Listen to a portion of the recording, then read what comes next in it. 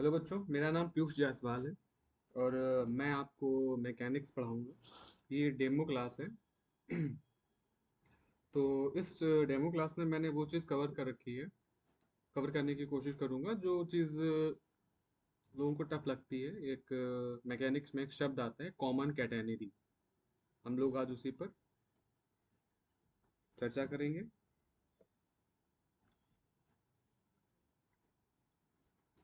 Common catenary. ज़्यादा लंबी class नहीं होगी, छोटी सी क्लास होगी और हम लोग देखेंगे फॉर्मेशन क्या होती है और जो शब्द दिए हैं कॉमन और कैटेनरी, और इन शब्दों का क्या मतलब है। ठीक है। एक स्ट्रिंग पे हम लोग काम करेंगे। कैसी स्ट्रिंग होगी? जो दो पॉइंट्स के बीच ऐसे लटका दी गई होगी। ठीक है। इस पॉइंट को ए नाम दे देता हूँ, इस पॉइंट को बी नाम दे देता हूँ। ठीक है। कॉमन का यहाँ पर मतलब ये होगा कि ये जो स्ट्रिंग है, इसको स्ट्रिंग बोलेंगे हम लोग। कॉमन का मतलब ये होगा जो स्ट्रिंग है ये सब कहीं पर मतलब एक समान रूप से, इसका जो वेट है एक समान रूप से है। अच्छा। अनकॉमन का मतलब समझते हैं, कॉमन अपने आप समझ में आ जाएगा। जैसे कि कोई स्ट्रिंग है, ठीक है, यहाँ पर हल्की सी ज्यादा मोटी हो गई, देखो दिख रहा है ये? अच्छा। और यहाँ पर हल्की सी ज्यादा मोटी होगी तो ये अनकॉमन होगी। ठीक है, ये कॉमन नहीं रही। कॉमन का मतलब हुआ कि एक रूप से, एक समान वेट रूप से सब पूरी की पूरी स्ट्रिंग में एक रूप से जो वेट है समान रूप से वितरित हो, डिस्ट्रीब्यूटेड हो। ठीक है। तो ये अनकॉमन हुई, दिख गई, तो हमको कॉमन मतलब अपने आप समझ में आ गया। कॉमन मतलब एक समान रूप से इसका वेट जो हो डिस्ट्रीब्यूटेड हो। Okay. A and B. Catenary को हम लोग स्ट्रिंग बोल सकते हैं आराम से। अच्छा। तो कैटेनरी में चीजें हम लोग पढ़ेंगे क्या? यहाँ पर हम लोग वेट पढ़ रहे होंगे, टेंशन पढ़ रहे होंगे, और इक्वेशंस कैसी कैसी यूज हो रही होंगी पढ़ रहे होंगे। ये सब बात की बातें हैं, लेकिन सबसे पहले वो जो वर्ड है उससे हम लोग फैमिलियर हो जाएंगे इन शब्दों में, कि इन इस जो कैटेगरी पढ़ते हैं इसमें हम लोग कौन कौन सी चीजें यूज कर रहे होंगे। ठीक है। जैसे कि ए से बी तक ये जो इसका नाम स्ट्रिंग दे दिया गया, गुड, हम लोग जानते थे। स्ट्रिंग का मतलब समझ सकते हो, रस्सी है ना। दो पॉइंट्स पर जैसे दीवार है, यहाँ पर घरों पे कपड़े सुखाने के लिए डाला डाला जाता है, तो एक ऐसी सीधी रस्सी डाली जाती है। वो जब थोड़ी सी ढीली हो जाती है तो ऐसे ऐसे उसकी डिजाइन ऐसे बन जाती है ना, आप लोगों ने देखा होगा। ठीक है। तो इसी को हम लोग स्ट्रिंग बोल रहे होंगे। ठीक है। अच्छा, अब जो नए शब्द मैथमेटिकल शब्द उनके बारे में हम लोग बात करते हैं। अगर मैं इस लाइन ए और बी को आपस में मिला देता हूँ एक सीधी लाइन से, ओके, तो इस जो सीधी लाइन को ए बी है, हम लोग इसको स्पैन बोल रहे होंगे।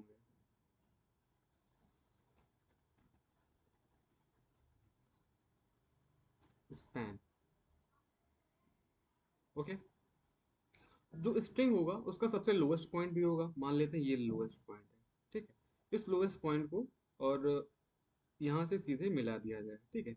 इस पॉइंट को नाम दे दिया गया पी, इसको नाम दे दिया मैंने सी। ठीक है। तो जो पीसी होगा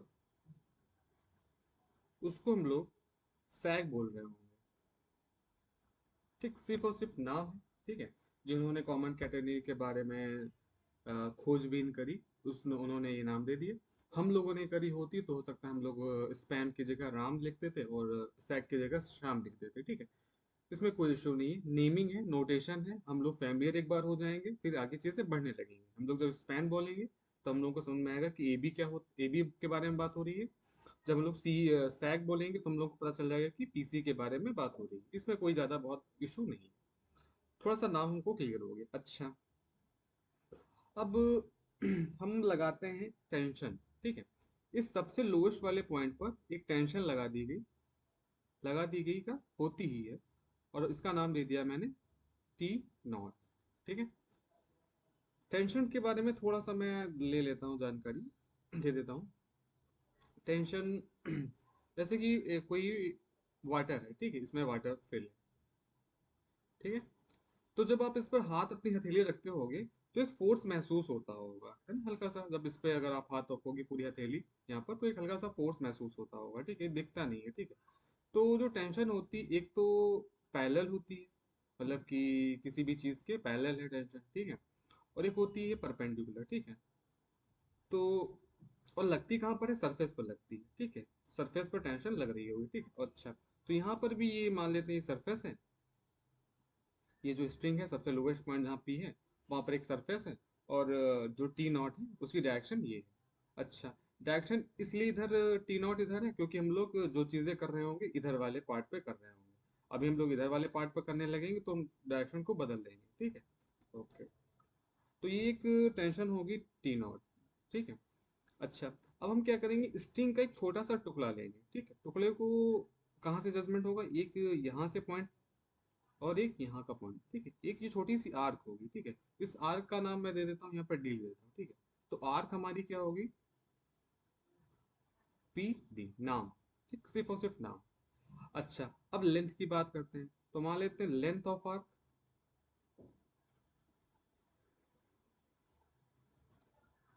स्मॉल एस ले ली, ठीक है। यहाँ पर सिर्फ और सिर्फ क्या हो रहा है, हम लोग फैमिलियर हो रहे हैं कि स्ट्रिंग में कौन कौन सी चीजें कैसे काम कर रही है।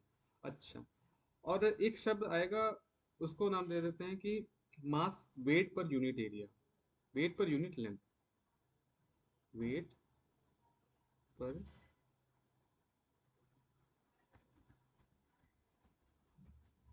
वेट पर यूनिट लेंथ,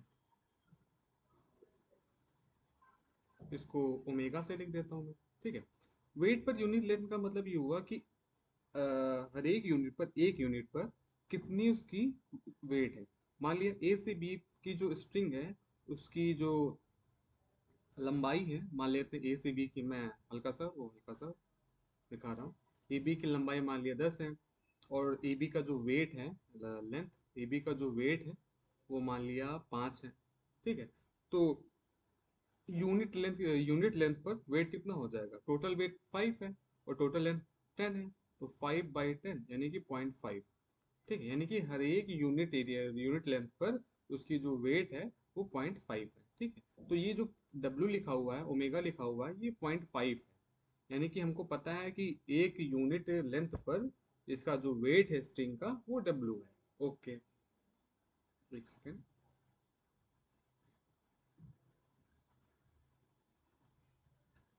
ये हम लोगों ने रफली देखा था। चलिए, ओके, ये हो गया। अच्छा, तो हमको पता चल जाएगा हमारी जो आर्क है पी डी आर्क, उसकी वेट कितनी है, weight of arc P D क्या हो जाएगी, आर्क की लेंथ कितनी है, एस है, और वेट पर यूनिट लेंथ कितनी है, डब्ल्यू है। तो ये हो गया W S, sorry omega S, omega बोल रहे हैं।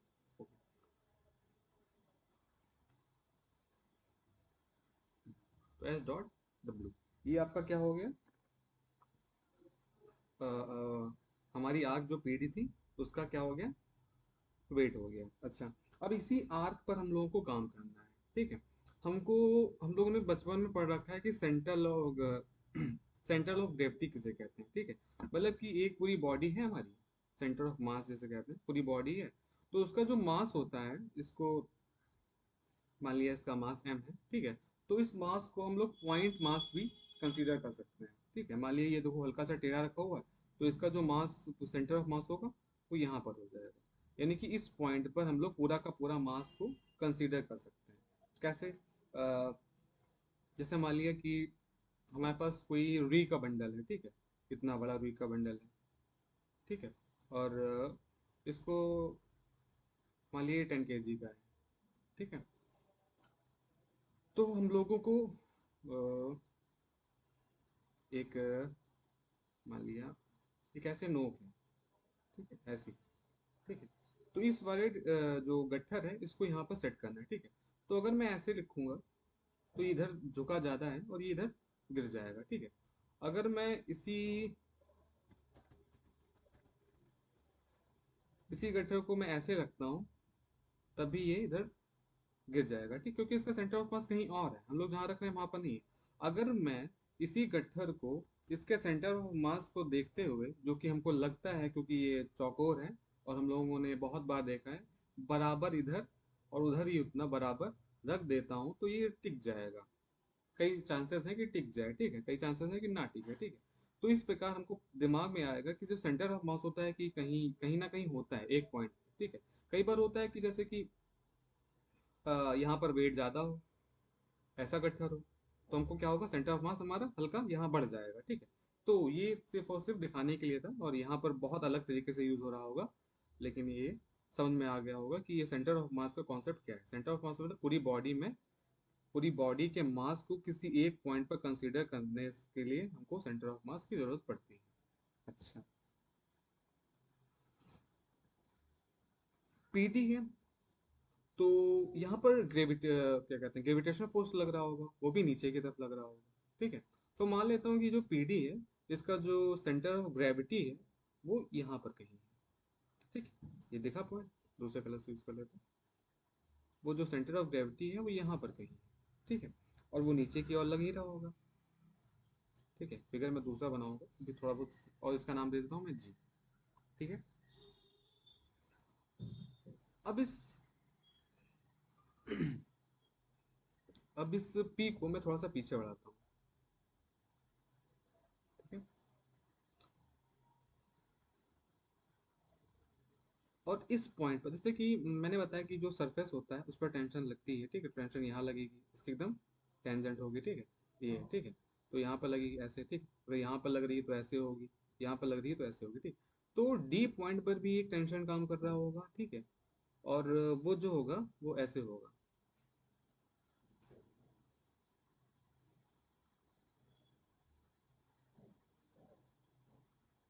ऐसे जा रहा होगा, ठीक। मैं फिगर थोड़ा सा बनाता हूँ अच्छे से, तब आपको चीजें दिखने लगेंगी।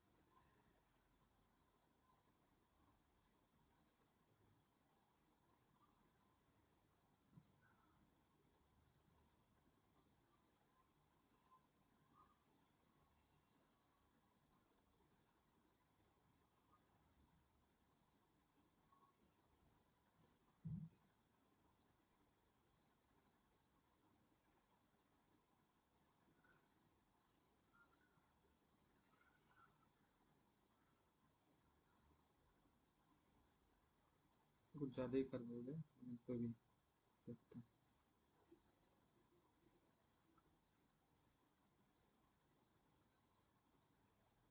इसको नीचे तक ले जाते हैं।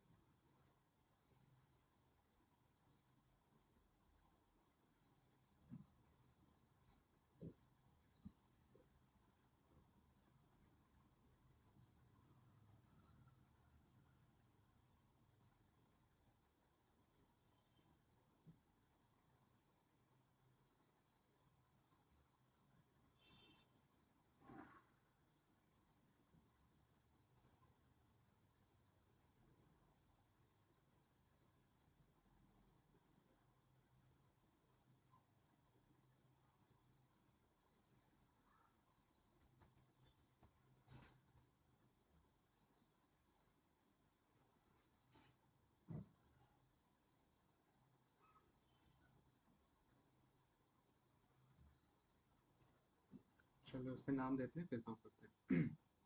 इसको मैंने नाम दिया था ए, इसका नाम दिया था बी, और अपने मन से फिर से दे देते ना। इसका नाम दे दिया सी, इसका नाम दे दिया डी, ठीक है। और ये पॉइंट था पी, और ये, ठीक है। यहाँ पर ये पॉइंट जी हो रहा था, और ये टी नॉट था, टेंशन जा रही थी उधर, ठीक है। और ये भी टेंशन टी लग रहा था सरफेस पे, टेंजेंट पे, ठीक है। ओके। एक वापस इधर जाएगा, ठीक है, और इसको थोड़ा सा और ऊपर बढ़ाना पड़ेगा, ठीक। ओके, अभी हम लोगों को ओरिजिन नहीं पता है, ठीक। हम लोग जब काम करते हैं तो हमको पता होता है ना कि ओरिजिन यहाँ पर है, 0,0, ये अभी हमको भी नहीं पता है, ठीक। अभी हम लोग देखेंगे कैसे क्या निकलता है। ओके। अच्छा। फिर से समझ लेते हैं, जो ग्रेविटेशन, जो सेंटर ऑफ ग्रेविटी है वो नीचे लग रहा है, ठीक। हल्की सी लाइन जो है टेढ़ी है, लेकिन ये पॉइंट तीनों एक साथ मिलेंगे, इसलिए मैंने थोड़ा सा टेढ़ा कर दिया। ओके। और फिगर की टेंशन है, बाकी लॉजिक की कोई टेंशन नहीं है, ठीक है। अच्छा, तो ये जो पीसी है, इसकी लेंथ हम लोगों ने एस मान ली है, और जो ए बी है वो तो स्लैग है, स्पैन है। अच्छा। चीज़ें अब यहाँ तक हम लोगों को दिखने लगी, ठीक। जो जो मैं दिखाया वो सब दिख रहा होगा। ओके। अब इसके आगे क्या काम करना है? इसके आगे हमको पहले ही, सबसे पहले मैं ओरिजिन ढूंढता हूँ, ठीक। ओरिजिन किसे कहेंगे? ओके। ओरिजिन के लिए हमें ये लेंथ चाहिए, ठीक है। ये जो दूरी है, ये जो दूरी है, इसको मान लेता हूँ थोड़ी देर के लिए सी, ठीक है। ये चाहिए, ठीक। जैसे ही हमको ये मिल जाएगी तो हम कह देंगे कि भैया ये जो है, ये यही ओरिजिन है आपका, ठीक। इसी पे हम लोग काम करेंगे, इसका नाम 0,0, इसके कोऑर्डिनेट 0,0। अब सी कहाँ से आएगा? ठीक है। अच्छा, हर एक स्ट्रिंग के लिए सी अलग अलग होगा, यानी कि हम लोग एक जैसे हमारे लोगों का पैराबोला होता था, तो उसमें वर्टेक्स वगैरह सब अलग अलग होते थे अकॉर्डिंग टू पैराबोला। यहाँ पर भी स्ट्रिंग के हिसाब से ही हमारा ओरिजिन सेट होगा। कैसे ओरिजिन सेट होगा? ये हमारा क्या है? Weight per unit area, per unit length, ठीक। Dot C is equal to T naught, ठीक है। T naught is a force, ठीक है। अच्छा, तो ऐसी लेंथ सी, जो कि आर्क की लेंथ होगी, ठीक है, ऐसी लेंथ सी जहां पर मैं unit weight per unit length को मल्टीप्लाई करूं, वो टी नॉट के बराबर हो जाए। और ये टी नॉट कहाँ से आएगा? This one, this T not हम लोग को सिलेक्ट करना है, ठीक है। तो ऐसी कंडीशन में, वैसे कि मैं फिल इन द ब्लैंक्स करता हूँ, W dot fill in the blank equal to T naught, ठीक। फोर्स, मास, और यहाँ पर ऐसी एक लेंथ आ जाए, ठीक। इस लेंथ को ही हम लोग जब नीचे की तरफ खिसका देंगे, यानी कि उतनी ही लेंथ ले लेंगे, सी ले लेंगे, और उतने पर ही हम लोग ओरिजिन सेट कर देंगे, ठीक है। ओके। यहाँ तक आई होप समझ में आया होगा, ठीक। टी नॉट क्या है? टेंशन है सबसे लोवेस्ट पॉइंट पर, डायरेक्शन क्या है उसकी? राइट साइड में है। और डब्ल्यू क्या है? ओमेगा क्या है, sorry? Omega is weight per unit length, ठीक है। और ओमेगा को ऐसी लेंथ से मल्टीप्लाई कर दें कि वो हमारा टी नॉट, यानी कि जो टेंशन लग रही है लोवेस्ट पॉइंट पर, के बराबर हो जाए। उस टाइम उस सी को ही उठा करके हम लोग यहाँ से इस लेंथ को चेक करेंगे और नीचे जाएंगे, और यही हमको हमारा ओरिजिन मिल जाएगा। जैसे ही ओरिजिन मिल जाएगा, वहीं से हमारा एक्सिस तय हो जाएगा। ये हो गया एक्स एक्सिस, तो ये हो गया वाई एक्सिस, ठीक है। तो this one is Y axis and this is X axis. अभी हम लोग सिर्फ और सिर्फ स्ट्रिंग फॉर्मेशन पढ़ रहे हैं, ठीक। एक एक बार हम लोग देख लेते हैं, फिर दोबारा पूरा रिवीजन हो जाएगा, ठीक। अब क्या है? अब पॉइंट पी पर, अब हम लोग आगे बढ़ रहे हैं, ठीक है। अब एक पॉइंट पी है, पी पर टेंशन टी लग रही है, ठीक है। अच्छा, और ये टेंशन को जब हम लोग यहाँ पर वापस ले जा रहे हैं, इस वाले देखो यहाँ पर वापस आ रहे हैं, ठीक है, तो यहाँ पर एक एंगल बनेगा। This angle is called Sai, ठीक है। फिर वही बात, साई क्यों कह रहे हैं, थीटा क्यों नहीं बोल रहे हैं? क्योंकि जिन लोगों ने कॉमेंट कैटेगरी के ऊपर काम किया, उन्होंने लगा होगा Sai is a good thing, ठीक। हम लोग करते तो हम लोग कुछ और नाम दे देते, ठीक। तो ये एंगल भी सही हो जाएगा। ओके, ठीक है। अब थोड़ा सा इसको थोड़ा सा जूम आउट करते हैं हम लोग। पॉइंट जी से, जो इस पॉइंट को मान लेता हूँ मैं के नाम दे देता हूँ, ठीक है।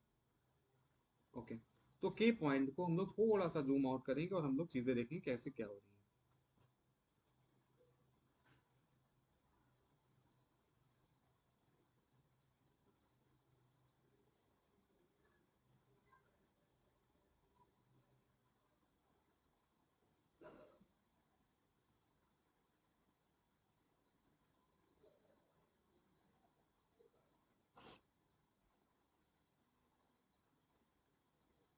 ओके,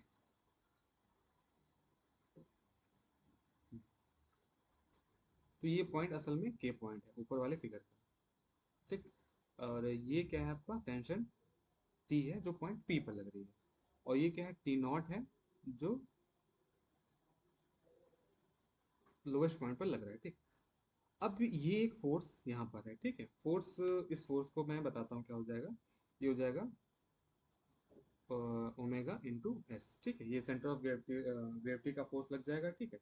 वेट, और wait per unit area W omega था, और इसको एस से गुणा कर दिया, यानी कि पूरी की पूरी जो स्ट्रिंग है उसका वेट यहाँ पर लग रहा है, ठीक है। तभी तो सेंटर ऑफ ग्रेविटी है। ओके, यहाँ तक हम लोगों ने देख लिया। अब इसी को हम लोग चीजें थोड़ा सा जूम करके देखते हैं। अच्छा, जब भी आप लोगों ने देखा होगा कि कोई रस्सी है वो ऐसे टंगी हुई है, तो ये इक्विलिब्रियम के उस पे है, इक्विलिब्रियम पोजीशन पे है। मतलब ये अगर लटकी हुई तो लटकी हुई है, मतलब फोर्स लग रहे हैं, टेंशन है, इधर से उधर है टेंशन, यहाँ पर टेंशन लग रही है, यहाँ पर टेंशन लग रही है, लेकिन ये हिल डुल नहीं रहे हैं, ठीक है। तो ये इसी इसी पोजीशन को हम लोग इक्विलिब्रियम कहते हैं, ठीक है।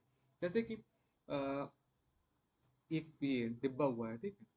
इस डिब्बे पे आप यहाँ से फोर्स लगाओ और एक यहाँ से फोर्स लगाओ, ठीक है। और यहाँ भी 5 न्यूटन का लगाओ और यहाँ भी 5 न्यूटन का लगाओ, तो ये डिब्बे इसमें फोर्स लग रहे हैं, 5 न्यूटन का ऊपर से लग रहा है, 5 न्यूटन का नीचे से लग रहा है। लेकिन क्या होगा, ये डिब्बा आपका मूव नहीं करेगा, ये इक्विलिब्रियम के स्टेट में है, ठीक है। अच्छा, इसी इसको थोड़ा सा और देख लेते हैं। यहाँ पर 5 न्यूटन लगाते हैं और यहाँ पर 5 न्यूटन लगाते हैं, ठीक है। तो इस कंडीशन में ये डिब्बा क्या होगा, इस डायरेक्शन में मूव करेगा, इस डायरेक्शन में मूव करेगा। वजह क्या होगी, क्योंकि ये जो फोर्स है यहाँ पर ऊपर वाले में, यहाँ पर फोर्स एक दूसरे के जस्ट अपोजिट थे और एक ही लाइन में थे। यहाँ पर एक्शन लाइन बदली हुई है, ठीक है। तो यहाँ पर ये मूव कर रहा होगा, ठीक है। इसीलिए जो अगर इक्विलिब्रियम में है तो ये जो टी है, ये जो टी नॉट है, और ये जो आपका सेंटर ऑफ ग्रेविटी का फोर्स है, सिर्फ वो सबके सब एक ही पॉइंट से पास हो रहे हैं। अभी इक्विलिब्रियम में ना होता तब अलग अलग पॉइंट से पास हो रहे होते, ठीक। तो ये तो कंडीशन मैंने बता दी कि एक ही पॉइंट से क्यों पास हो रहे हैं, ठीक है। और इक्विलिब्रियम में है, ये भी मैंने बता दिया कि इक्विलिब्रियम में है, वो दिखा भी दिया कि मतलब जैसे नॉर्मली रस्सी को टांगते हैं आप लोग तो इक्विलिब्रियम स्टेट में होती है। अच्छा, अब क्या होगा इसके आगे बात करते हैं, ठीक है। ये जो एंगल था जो टी बना रहा था, ये हम लोगों ने देखा था साई है, ठीक है। अभी मैंने बताया अगर फोर्स इधर उधर लग रहे हैं और एक ही एक्शन लाइन में नहीं है, तो क्या होता है कि वो मूव करने लगता है। लेकिन यहाँ पर तो मूव नहीं हो रहा है, ठीक। एक पॉइंट है, एक फोर्स इधर लग रहा है, एक फोर्स इधर लग रहा है, एक फोर्स नीचे की ओर लग रहा है, तभी इक्विलिब्रियम की स्टेट में है, ठीक है। तो हम लोगों ने क्या पढ़ा है कि फोर्स को कंपोनेंट्स में तोड़ना पड़ा है, कैसे तोड़ते हैं, ठीक है। तो जरा देखिए, हो सकता है दिमाग में अपने आप आ जाए।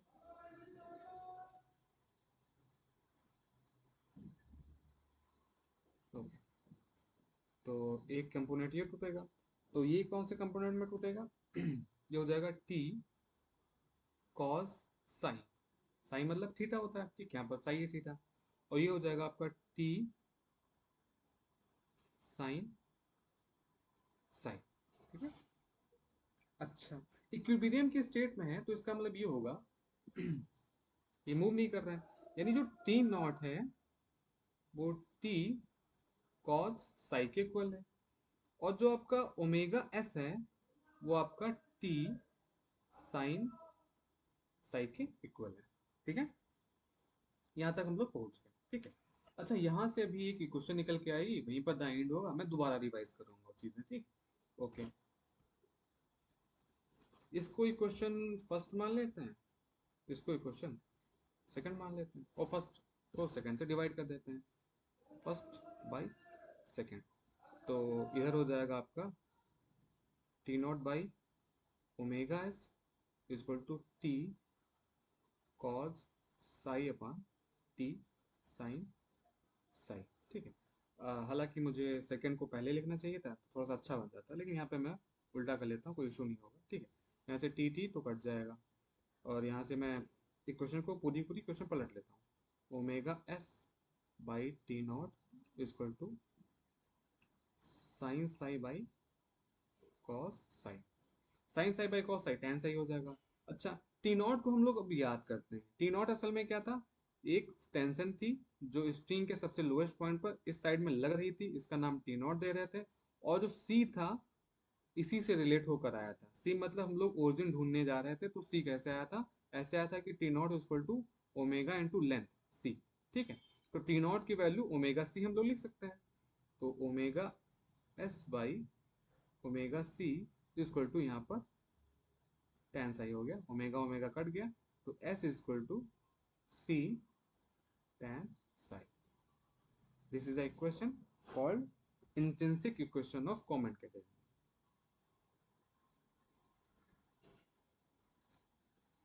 Intrinsic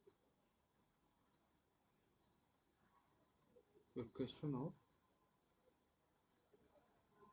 common category. ठीक है, ओके, रिवाइज करते हैं चीजों को।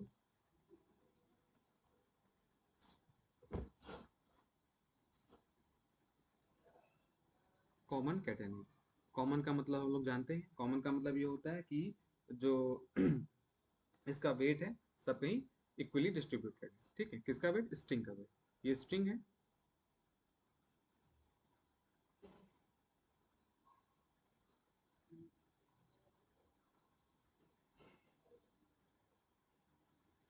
ये जो लेंथ होती है इसको स्लैग कहते हैं।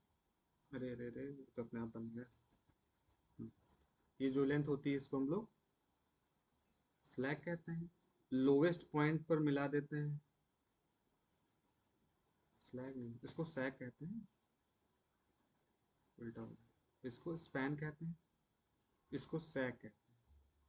ठीक है, अभी मैं नाम नहीं दे रहा हूँ। ठीक, यहाँ पर एक टेंशन लगती है टी नॉट। ठीक है, ओमेगा वर्ड यूज होता है, क्या होता है, वेट पर यूनिट।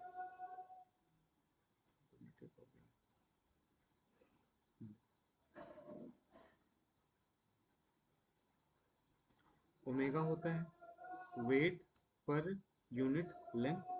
ठीक है, एक पॉइंट हम लोग यहाँ पर मानते हैं पी। ठीक है, पी मानते हैं, और ये इसका नाम देते हैं सी। सीपी की जो आर्क लेंथ है उसको एस माना जा रहा है। ठीक है, तो सीपी का जो लेंथ, ठीक, तो सीपी का जो वेट हो जाएगा ओमेगा इंटू एस हो जाएगा। ठीक है, ओमेगा इंटू एस मतलब इस सीपी का पूरा वेट ये है। और एक पॉइंट मानते हैं जी, जहाँ पर सेंटर ऑफ ग्रेविटी होगा, तो ये सारा का सारा वेट इसी पॉइंट पर नीचे की ओर लग जाएगा। ठीक, और कितना हो जाएगा, ओमेगा एस हो जाएगा। ठीक है, फिर हम लोग पी से एक टेंशन निकालते हैं, पी के मतलब पी पर जो टेंशन लग रही होगी इस डायरेक्शन में टी, तो हम लोग देखेंगे कि जो सेंटर ऑफ ग्रेविटी है और ये जो टेंशन टी नॉट है, ठीक है, और जो ये टी है, ये एक ही पॉइंट पर से वापस जा रहे होंगे। ठीक है, इसके बारे में हम लोगों ने बात करी। एक ऐसा